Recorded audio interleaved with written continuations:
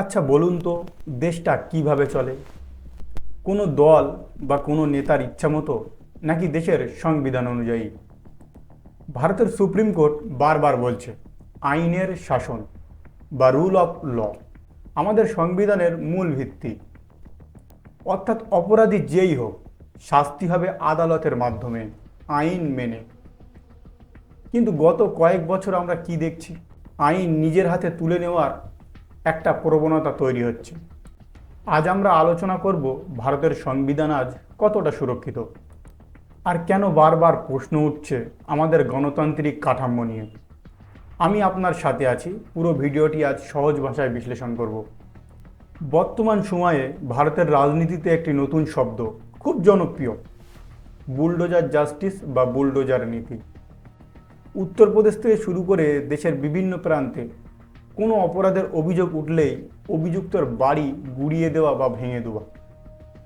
এই বিষয়টি এখন পশ্চিমবঙ্গের রাজনীতির মধ্যবিন্দু। টিভি খুললে দেখা যাচ্ছে যেখানে সেখানে বুলডোজার চলছে। কিন্তু প্রশ্ন হলো, ভারতীয় সংবিধানে কি এমন কোনো নিয়ম উল্লেখ আছে? আমাদের সংবিধানের আর্টিকেল 21 স্পষ্ট বলে, আইনি প্রক্রিয়া ছাড়া কোনো নাগরিকের জীবন বা ব্যক্তিগত স্বাধীনতা কেড়ে নেওয়া যাবে না। কোনো ব্যক্তি অপরাধী কিনা তা ঠিক করার দায়িত্ব আদালতের, পুলিশ বা কোনো রাজনৈতিক সরকারের নয়। যখন কোনো সরকার আদালতকে পাশ কাটিয়ে সরকার নিজেই বিচারকের ভূমিকা নেয়, তখন ভেঙে পড়ে সংবিধানের ক্ষমতা স্বায়ত্তীকরণ নীতি। সংবিধানের আরেকটি বড় স্তম্ভ হল ধর্মনিরপেক্ষতা, আর্টিকেল 14। দেশের প্রতিটি নাগরিককে আইনের চোখে সমান অধিকার দেয়। কিন্তু সিএ, এনআরসি কিংবা বিভিন্ন রাজ্যে আনা ধর্মান্তর বিরোধী আইনগুলোর দিকে তাকালে আইন বিশেষজ্ঞরা ঠিক কী বলছেন? তারা বলছেন এই আইনগুলোর প্রয়োগ বা ভাষা অনেক সময় একটি নির্দিষ্ট সম্প্রদায়কে টার্গেট করে তৈরি করা হচ্ছে বলে মনে হয়।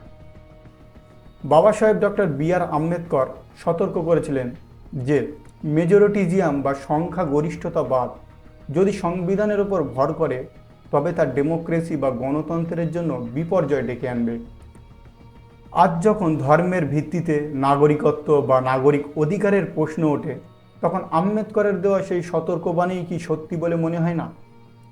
মনে রাখবেন, সরকার আসে, সরকার যায়। আজ এক দল ক্ষমতায় আছে, কাল অন্য দল আসবে, কিন্তু সংবিধান যদি দুর্বল হয়ে পড়ে, তবে দেশটাই দুর্বল হয়ে যায়। সংবিধানকে বাঁচিয়ে রাখার দায়িত্ব শুধু আদালতের নয়, আপনার আমার মতন সাধারণ নাগরিকেরও। ক্ষমতার অপব্যবহারের বিরুদ্ধে প্রশ্ন তোলাই হলো আসল দেশপ্রেমিক। এই বিষয়ে আপনার মতামত কী? আমাদের আইন ব্যবস্থা কি সঠিক পথেই চলছে? কমেন্টে আপনার মূল্যবান মতামত জানান। ভিডিওটি ভালো লাগলে লাইক ও শেয়ার করে বাকিদেরকেও সচেতন করুন। আমাদের পেজটি ফলো করতে ভুলবেন না। দেখা হচ্ছে পরের ভিডিওতে। ধন্যবাদ।